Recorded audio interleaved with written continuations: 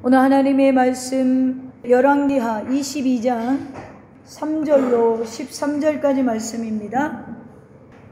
요시야 왕 8째 해에 왕이 무술람의 손자 아살리야의 아들 서기관 사반을 여호와의 성전에 보내며 이르되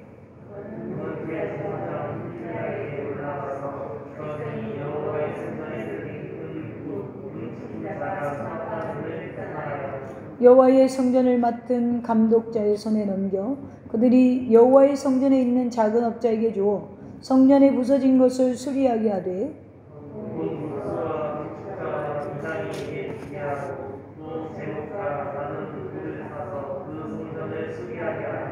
그러나 그들의 손에 맡긴 은을 회개하지 말지니 이는 그들이 진실하게 행함이니라.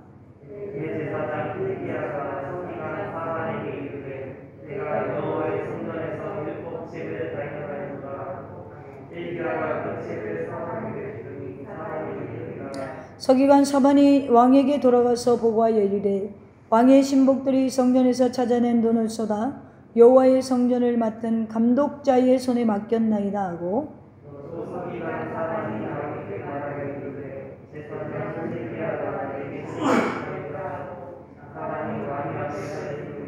왕이 율법책의 말을 듣자 곧 그의 옷을 찢으니라.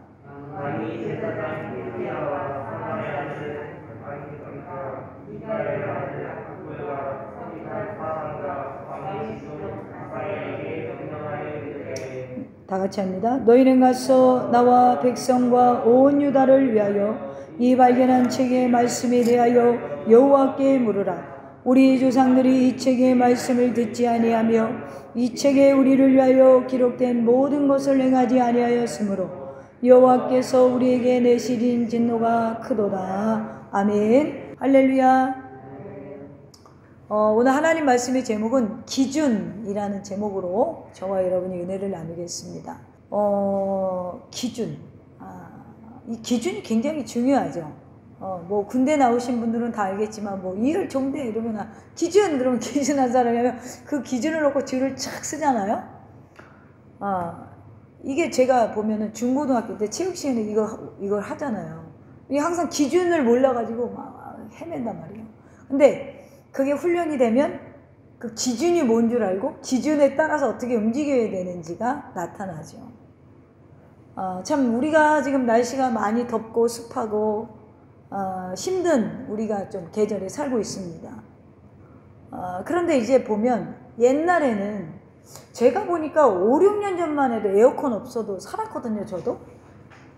그렇지 않아요? 근데 지금은 에어컨이 없으면 살 수가 없어요. 그렇죠? 집에 다 에어컨 틀고 있죠? 그러니까 기준이 바뀌었죠. 제가 지금 기준 얘기를 하려고 그러는 거예요. 예전에는 에어컨이 없어도 사는 게 그냥 그런가 보다 하고 살았어요. 근데 지금은 에어컨이 있어야 되는 거예요. 여름의 기준이 에어컨의 집집마다 그것도 부족해서 안방, 작은 방 이렇게 놓고 살아요. 그러니까 세상은요. 점점 살아가는 방법과 기준이 바뀝니다. 그러나 우리 그리스도인들은요. 아무리 세상이 바뀌어도 기준이 바뀌면 안 돼요. 할렐루야. 오늘 제가 그리스도인의 기준, 세상의 기준이 아니고 우리 그리스도인의 기준에 대해서 좀 살펴보려고 해요. 자, 우리가 1년에 썬데이 크리스찬들이 교회를 몇 번 나오냐?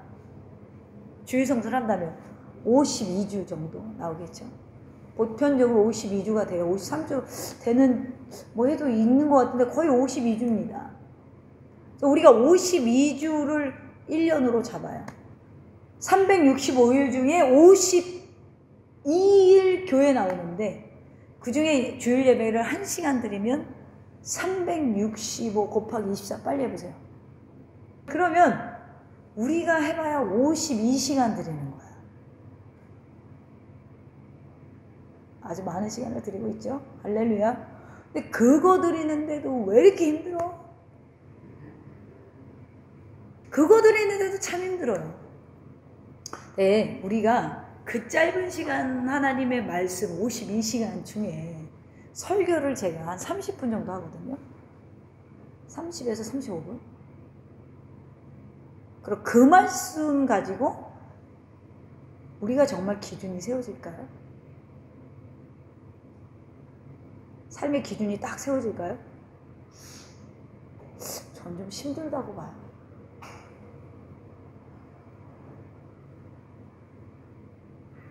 자, 생각해 봅시다. 예수님의 제자들과 오늘 신약시대의 그리스도인 2022년을 살아가는 우리와 예수님 당시의 제자들과 비교해서 무엇이 다를까요? 뭐가 다를까요? 예수님 당시의 12 제자와 우리와 뭐가 다를까요? 가장 큰 게 뭐냐면 제자들이 우리보다 유리한 것은 육체를 입으신 예수님과 부딪히며 살았다라는 것이죠. 함께 했다라는 거예요. 실제적인 경험이 있죠. 근데 우리가 제자보다 유리한 게 있습니다. 여러분들은 없을 것 같죠? 어떻게 예수님 실제로 본 제자들보다 우리가 유리한 게 있지? 유리한 게 있어요. 뭐죠? 우리는 태초부터 초기 기독교 시대까지 모든 역사를 놓고 되짚어 볼 수 있는 성경이 있어요. 그게 우리가 제자들보다 유리한 거예요. 우리는 이 성경을 통하여 과거, 현재, 미래를 살아가는 방법을 볼 수가 있습니다. 성경을 통해서 가능한 것인데 이것은 제자들에게는 주어지지 않았던 거예요. 그러므로 우리가 이 성경을 활용하지 않는다면 우리가 누릴 수 있는 가장 큰 은혜를 포기하는 것과 같다. 그러니 일주일에 30분 말씀 듣고는 절대 안 된다. 곱씹는다면 모르겠지만 사실 우리가 하나님을 알고자 해도 하나님께서 스스로 감추신다면 우리는 하나님을 알 길이 없습니다. 그런데 하나님께서 스스로 우리 자신을 알리고자 계시를 하셨는데 이것을 하나님을 알리고자 하나님의 뜻을 알리고자 하는 것을 우리가 계시라고 하거든요. 그런데 이 계시는 성경이 계시예요. 성경을 통하여 자신을 계시하셨다라는 거예요. 우리는 성경을 통해서 하나님을 배워요. 그분이 어떻게 우리가 교제하며 지금의 역사를 만드셨는지 중요한 것은 하나님께서 일반적인 위인전이나 역사적의 결말과 달리 과거로 끝나지 않고 지금도 그리고 미래에도 존재하신다라는 거예요.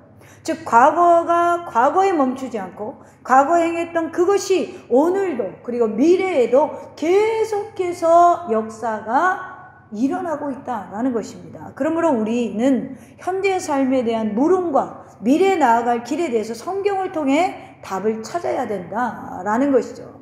그러므로 우리 인생의 기준은 성경에 있어요. 아시다시피 성경은 구약과 신약으로 나눠져 있죠. 자, 구약 39권은 유대인들이 전통적으로 인정하는 것을 우리도 인정합니다. 구약 39권을 우리는 하나님의 말씀과 계시로 그대로 받아요. 그런데 신약은 조금 달라요. 신약 27권은 하루아침에 만들어진 게 아니라 예수님이 하나님의 아들이는 거부하는 유대인들은 신약을 믿지 않고 또 그들을 믿게 하고 이방인을 믿게 하려고 수많은 서신서, 수많은 복음서가 써져 있어요.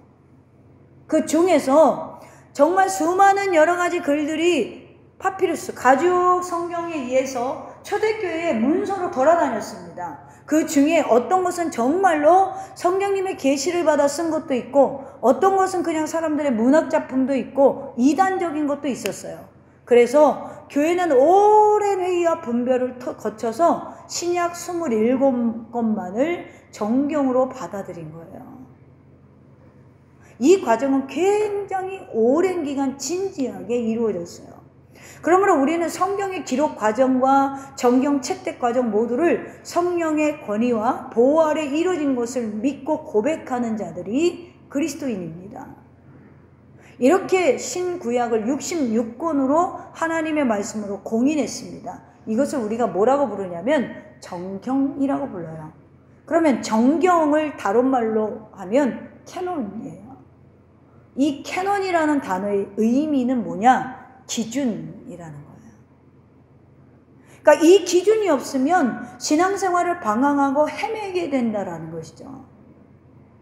요즘 아주 조심스러운 것이 말씀이 넘치는 시대에 살아요. 그러니까 우리가 찬양을 하고 우리 교회도 그렇고 다른 교회도 그렇고 또 요즘에는 성경 가르치는 사람들도 엄청 많고 또 뭐 신학자들까지도 유튜브 영상이나 또 뭐 기독교 방송도 굉장히 많단 말이에요. 넘치는 시대에 살아요. 아주 넘쳐요. 근데 문제가 뭐냐. 말씀은 하나인데 기준이 굉장히 많아졌다는 거예요. 여러분 무슨 뜻인지 아세요? 성경을 내 기준으로 보는 사람들이 많아졌다는 거예요.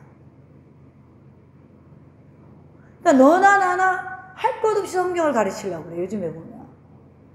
내 기준으로. 그래서 이런 말이 있어요. 네가 복음. 누가 복음이 아니고 네가 복음. 내가 복음. 어떤 사람들은. 기준이 굉장히 많아진 거예요. 성경은 하나님이 기준이고 그 기준을 내가 지키라고 있는 거예요. 예를 들어 시편 119편 9절에 청년이 무엇으로 그의 행실을 깨끗하게 하리까? 주의 말씀만 지킬 따름이니이다. 주의 말씀이 우리를 올바르게 이끄는 것입니다. 할렐루야. 왜죠? 성경이 캐논, 기준이 되니까. 반면에 죄는 그럼 무슨 의미가 있냐? 죄의 원어는 하마르티아라는 단어예요. 자, 하마르티아라는 단어는 제가 자주 하는 이야기인데 관역에서 벗어났다는 거예요. 제가 여기서 저 아파트 정문을 관역을 맞추고 빵 쏴야 되는데 잘못 가가지고 저 옆에 건물에 맞았어요. 이게 죄라는 거예요. 그러면 성경이 기준인데 죄는 뭐라고요? 관역에서 벗어난 거예요. 우리가 활을 당기거나 총을 쏠 때 관역을 맞출 때 기준이 있죠. 기준은 뭘 삼죠?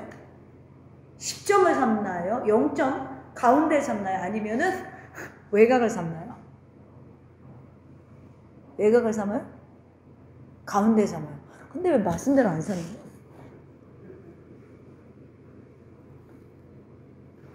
죄는요, 기준에서 벗어났다는 뜻이에요. 자, 그러면 이제 두 단어의 관계를 아시겠어요? 성경은 기준이고 죄는 기준에서 벗어난 것. 고로 성경에서 벗어난 것이 죄.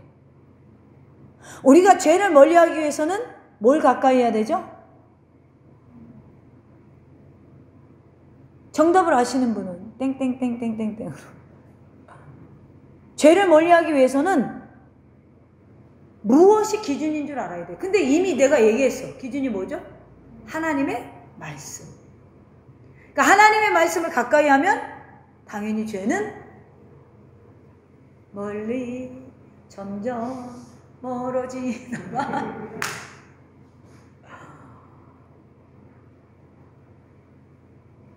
여러분 기준도 없으면서 회개만 하는 거야. 요즘 성도들은 회개도 잘 안 하지만. 그러니까 뭐예요? 똑같아. 우리 라떼가 주사를 맞춰갖고 차를 태우고 오면 얘가 멀미를 해서 토를 해요. 근데요, 지 토한 걸 다시 먹어. 우리가 봤을 땐 더러워 죽겠어. 근데 걔가 그 토한 것을 안 먹는다? 안 먹는다? 다시 먹어요. 실제야. 우리가 회개한 것을 반복해요. 하나님, 나 거기 안 갈게요, 이제.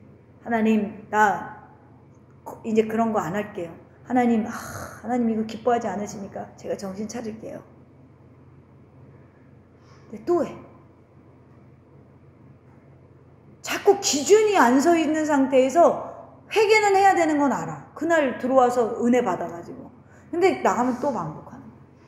오늘 말씀은요, 분열왕국 시대의 남유다에 관한 이야기거든요. 우리 9시 예배 때는 북이스라엘에 대해서 얘기했어요. 오늘 이 시간에 남유다에서 얘기하는데, 우리는 유대인들이 하나님을 잘 믿고 말씀을 가까이 했을 것이라 라고 막연하게 생각하죠. 그런데 그렇지 않았어요.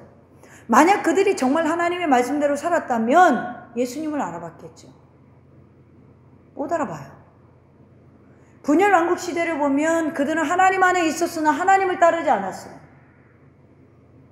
좀 더 정확히 말해 그들은 스스로 하나님 안에 있다고 믿었는데 그들 안에 하나님이 안 계셨어요.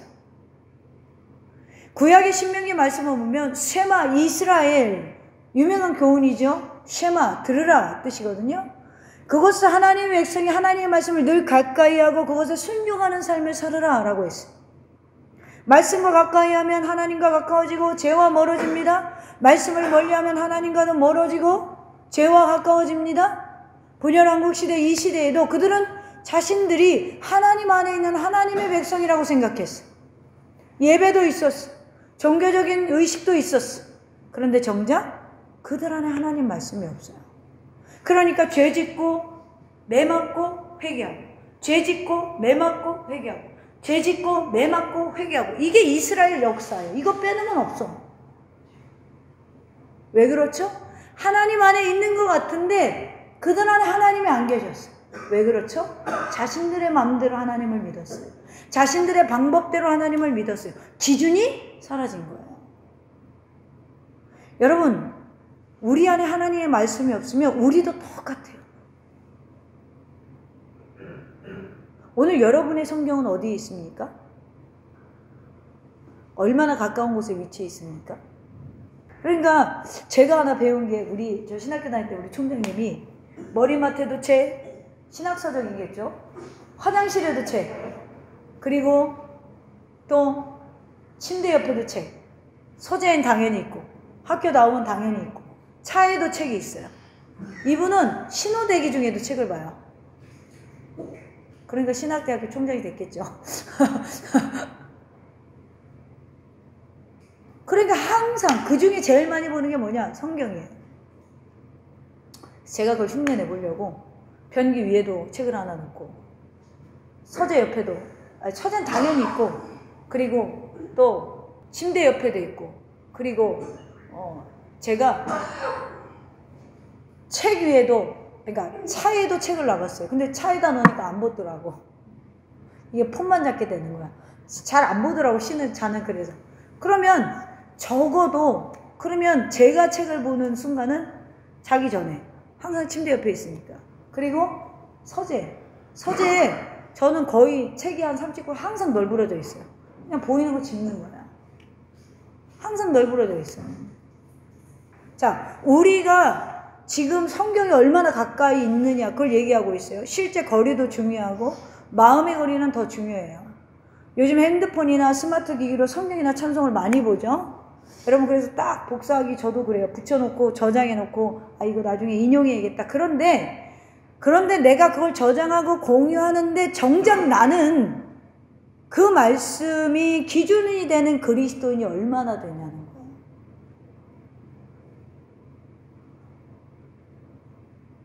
뒤돌아서면 있고 인생이 무엇인가 만나면 성경을 의존하지 않아요. 말씀을 의존하지 않아요. 왜 그렇죠? 내 삶의 기준이 아니라는 뜻이에요. 여러분 이스라엘에 분열된 하나님의 나라, 북쪽 분열 이후 하나님의 백성다운 모습이 거의 없었어요. 이스라엘에 분열된 하나님 나라, 분열 이후 하나님의 백성이 거의 없었죠. 북이스라엘. 스스로 하나님 믿는다고 말해요. 근데 자신들이 만들어 온 송아지한테 제사 드려요. 그게 하나님이라고 그래요. 다윗의 후손들이 통치했던 남유다 왕조도 점점 말씀과 멀어지는 거예요. 말씀이 없다는 것은 여러분 하나님의 기준을 잃어버렸다는 거예요. 그럼 어떻게 되겠어요? 우린 죄악덩어리가 되겠죠. 기준이 없으니까 자기 마음대로 사는 거예요. 무엇이 하나님이 원하시고 기뻐하는 삶인지 전혀 관심이 없어요. 그렇게 하나님과 멀어지고 죄와 가까워지고 심판을 향해 나아가던 중 어느 날의 일입니다. 요시아라는 어린이가 8살에 왕에 올라요. 그리고 31년간 남유다를 다스립니다. 요시아 왕의 통치 때 요시아가 왕에 올라서 한 게 뭐냐면 성전이 많이 노후되고 고쳐야 된단 말이에요. 그러니까 은금을 모아서 그 비용을 가지고 성전 보수 공사하던 중에 하나님의 책을 발견해요. 이 이야기를 우리가 추론해 볼 수 있는 것은 하나님의 책이 그동안에 남유다에 있었다 없었다? 없었다. 왜? 수리하던 중에 발견했으니까. 성전 수리하려고 청소하고 한쪽 부수고 정리하고 이러다가 먼지 뿌옇게 묻은 책 한 권을 집어드니까 하나님의 말씀이었어요. 어느 순간부터 말씀을 찾지 않게 되고 관심에 멀어지고 잃어버리도 찾지 않은 채 오랜 세월 하나님의 말씀이 방치되었던 것입니다. 학자들은 여기서 나온 하나님의 책, 오늘 율법책은 모세오경 중에서 신명기다라고 의미한다고 보고 있습니다. 이 신명기에 하나님의 말씀대로 살아갈 때 받는 복과 그렇지 않을 때 경험할 저주가 굉장히 잘 나타나 있죠. 왜냐하면 신명기는 모세의 설교예요. 출애굽한 처음 세대가 실패한 상황에서 그 다음 세대에 전하는 메시지이기 때문에 그래요. 그래서 너희 조상들의 실패를 기억하라. 그리고 너희는 명심하라. 하나님의 뜻을 따르면 너희가 하나님의 복을 받고 약속의 땅에 거할 것이다 라는 것이 주된 메시지입니다. 오랜 세월이 지나서 하나님의 백성이 이걸 잊고 살았어요. 율법책을 찾게 되었고 왕이 듣게 되었습니다. 즉 이들에게 없었던 기준이 갑자기 요시야 왕 시대에 임하게 된 거예요. 요시야 왕은 이제 하나님의 말씀을 통해서 현재 자신이 왕국을 하나님의 기준으로부터 멀리 떠났다는 사실을 깨닫고, 여러분 이 부분이 굉장히 중요합니다. 깨닫는 순간 그는 하나님의 요구에 바로 반응해요. 자, 그렇다면 오늘 본문이 우리에게 주는 우리의 삶의 기준이 뭘까요? 기준이 되는 교훈이 뭘까요? 첫째, 말씀 앞에 반응하셔야 돼요. 교회 그냥 나와서 그냥 오늘 하루 하나님 앞에 예배하고 헌금하고 이게 끝이 아니에요. 말씀을 들으면서 여러분 반응하셔야 돼요. 이 시대는 수많은 곳에서 말씀이 존재해요. 교회 오지 않아도 TV만 틀어도 인터넷만 틀어도 스마트폰만 있어도 말씀이 폭포수같이, 홍수시대도 아니에요. 폭포수같이 쏟아져. 폭포수같이 쏟아지는 시대에 성경을 한 번 펴지 않아도 교회 오면 여러분 PPT로 다 띄워줘요. 저는 말씀 절대로 PPT로 안 띄워요. 주일날. 왜요? 성경 보시라고요. 언제 보겠어? 그때나 보지. 그런데 이 시대를 다르게 표현하라면 말씀은 어디 가나 있는 거예요. 기독교 서점 가보세요. 여러분 매주 신간이 나와요. 이렇게 믿어봐라. 이렇게 하면 잘 된다. 이렇게 재정을 해라. 뭐 이렇게 결혼해라. 뭐 별게 다 나와. 유혹되는 게 얼마나 많은지 몰라요. 정신 차려라. 돌아와야 된다. 깨어나야 된다. 하나님이 부르시 뭐 등등등 매주 신간이 몇 권씩 나옵니다. 근데 문제는 그 말씀 앞에 반응이 없어요. 이 시대를 다르게 표현하라면 반응이 없는 시대다.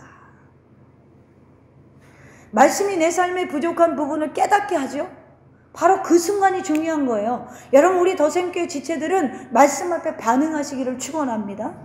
이것은 오늘 남유다 백성에게도 오늘 우리에게도 굉장히 중요한 포인트예요. 이때 요시야는 반응해요. 성전을 수리할 때 8절에 보면 대제사장 hil기야가 서기관 사반에게 이르되 내가 여호와의 성전에 율법책을 발견하였노라 하고 hil기야가 그 책을 사반에게 주니 사반이 읽었어요. 그리고 10절에 보면 또 서기관 사반이 왕에게 말하여 이르되 제사장 hil기야가 내게 책을 주노이다 하고 사반이 왕의 앞에서 읽음에 들었어요. 왕의 앞에서 읽으니까 들었어요. 들으니까 왕이 율법책의 말을 듣자 그의 옷을 뭐 했다? 찢으니라. 자, 이건 화가 나서 찢는다는 게 아니에요. 유대인들은 참담하거나 회개할 때 이런 행동을 합니다. 가슴에 옷을 찢어요. 원래는 율법책은 늘 언약궤 옆에 여러분 비치한 상태에서 필요할 때 제사장들이 꺼내서 보는 거예요. 원래는 그랬어요. 근데 이게 잃어버렸어. 왜 잃어버렸어요? 신명기 31장 26절에 보면 분명히 이렇게 돼 있어요. 이 율법책을 가져다가 너희 하나님 여호와의 언약궤 곁에 두어 너희에게 증거가 되게 하라. 그런데 남유다에서 악한 것이 두 번째라면 서러운 악한 왕이 있었는데 요시야의 할아버지인 므낫세예요. 이 므낫세가요 하나님을 계속 배신하는 거예요. 그러니까 무명의 제사장들이 두려움을 느낀 게 저러다가 제가 율법책도 찢어버리겠다 이렇게 생각을 했나 봐요. 그래서 율법책을 보존하려고 성경 깊은 곳에 감춰뒀어요.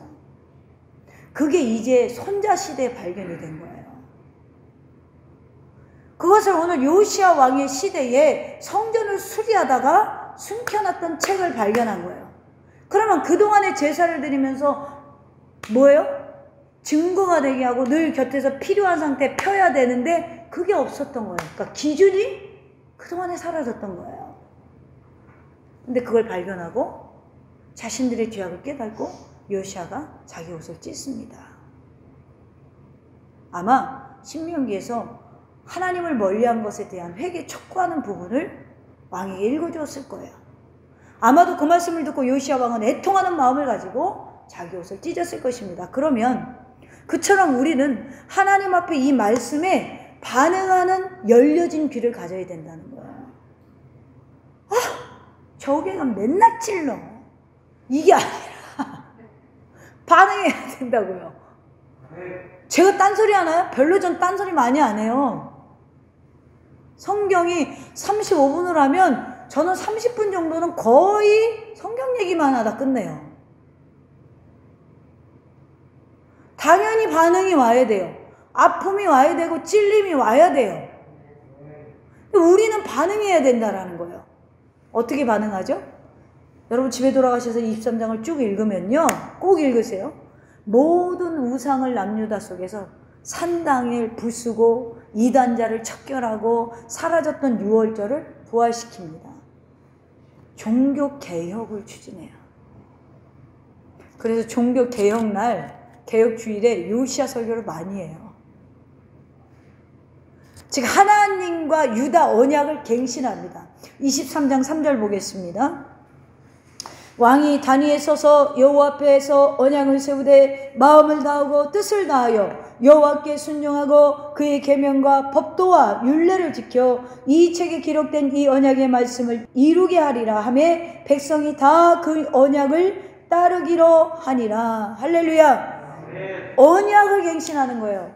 왜요? 이 언약은 뭐예요? 하나님과 이스라엘의 약속이니까 다시 재정비하고 갱신했을 때 뭐가 오죠? 하나님이 주시는 복이 오죠. 그렇습니다. 여러분, 말씀 회복이 이스라엘의 신앙의 회복이에요.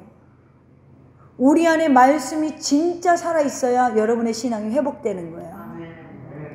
여러분, 이 순간은 남유다 역사상 하나님의 왕이 빼앗겼던 왕권이, 빼앗겼던 섭리가, 빼앗겼던 하나님의 능력이 돌아오는 순간인 거예요. 할렐루야. 매우 중요한 몇 번 안 되는 시기예요. 그래서 요시야는 선한 왕으로 평가를 받죠. 저는 확신합니다. 여러분, 이곳에 있는 여러분이 스스로 성경을 펴기 시작하고 묵상을 하고 있는 그대로 살아가고자 노력을 할 때 여러분의 삶 가운데 하나님의 기준이 세워지고 그 기준대로 삶을 살아가려고 몸부림칠 때 하나님은 여러분과 동행하실 것입니다. 하나님은 여러분의 길을 지도하실 것입니다. 할렐루야. 하나님의 형통이 여러분의 형통이 되기를 주님의 이름으로 축원합니다. 두 번째로 말씀은 언제나 가까이 해야 됩니다. 일회가 아니에요. 언제나 할렐루야. 오늘 여러분에게 하나님의 책에 어느 정도 위치해 있어? 남유다의 모습과 같이 어딘가 있겠지. 내가 기도 안 해도 목사님이 하겠지. 내가 기도 안 해도 부모님이 하겠지. 노.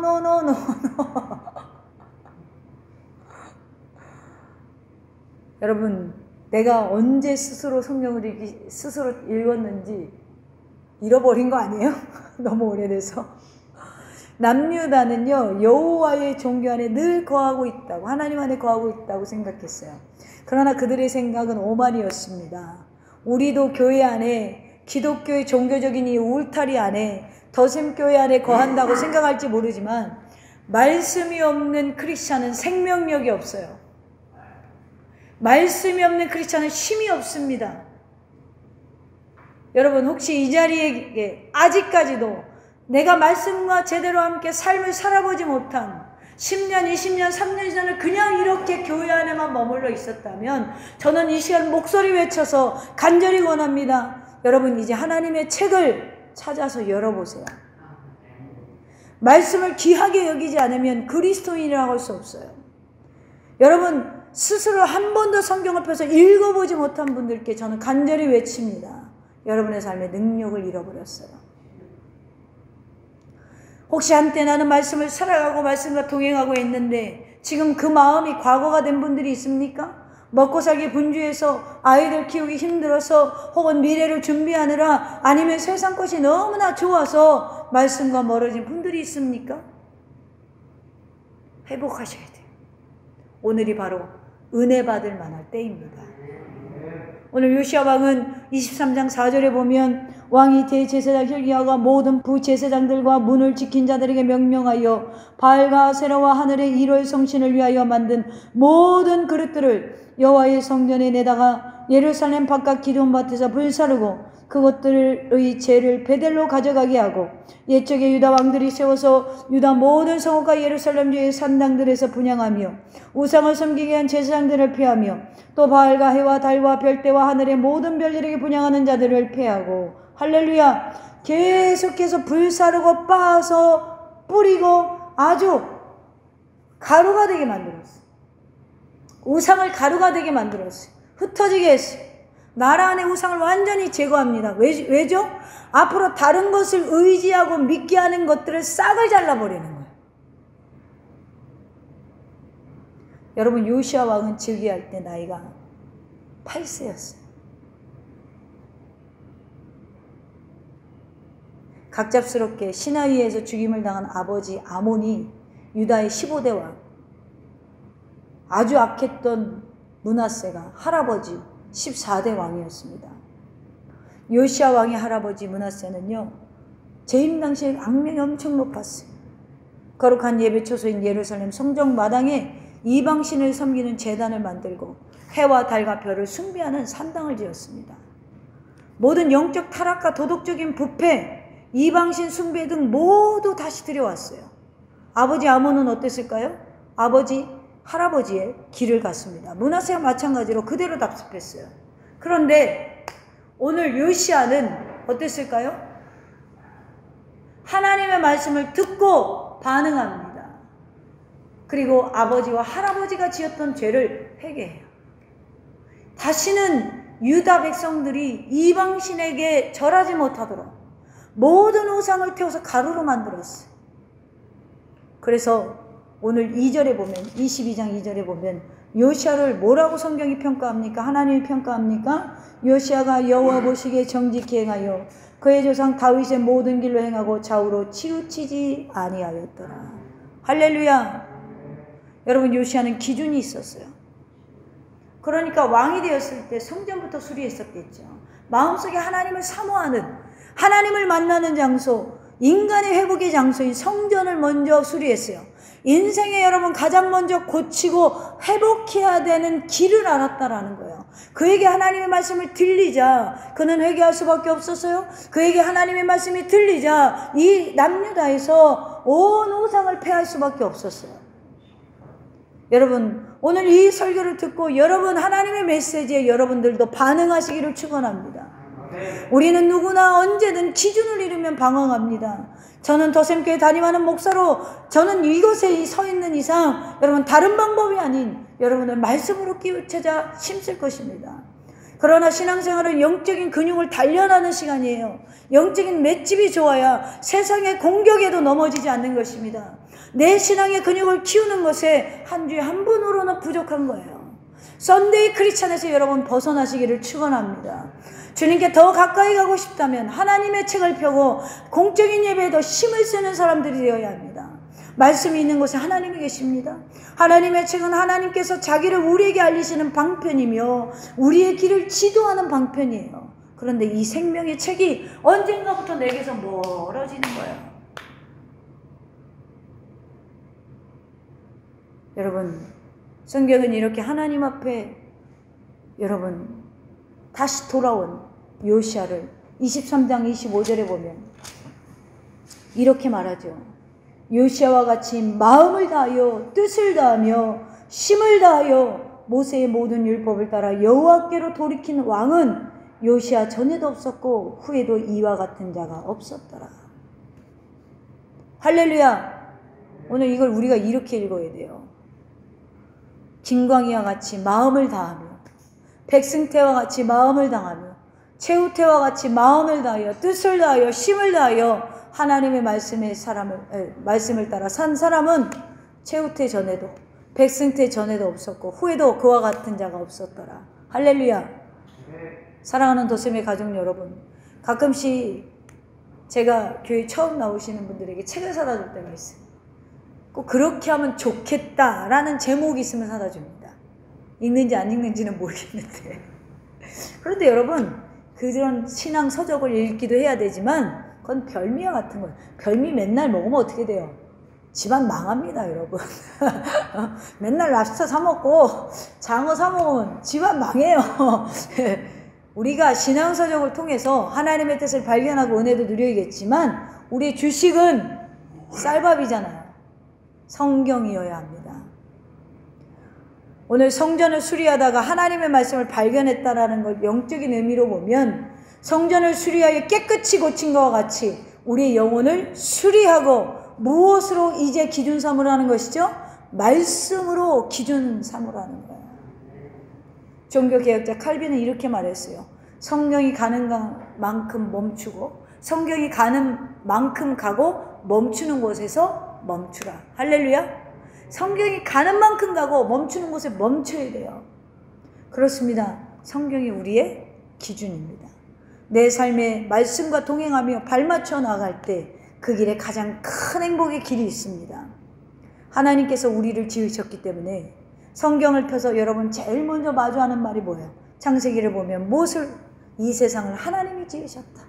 나를 하나님이 지으셨다.